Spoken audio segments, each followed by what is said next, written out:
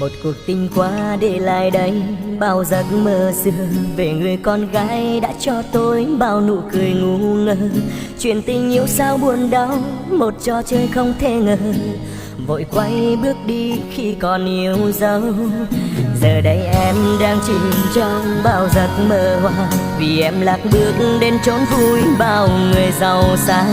Rồi mai đây khi cuộc chơi khép trong phũ phàng, khi quanh em không còn người nào cả. Trò chơi cay đắng thế gian bao người, nào được hạnh phúc nếu không chung tình. Chạy theo cuộc vui quên đi tình yêu, để rồi năm tháng xót xa nào hay. Giàu sang là thế sẽ không vững bền, chỉ cần tình yêu mãi luôn bên mình. Quay về đi khi em còn nhớ, chỉ còn lại tôi vẫn hoài chờ em.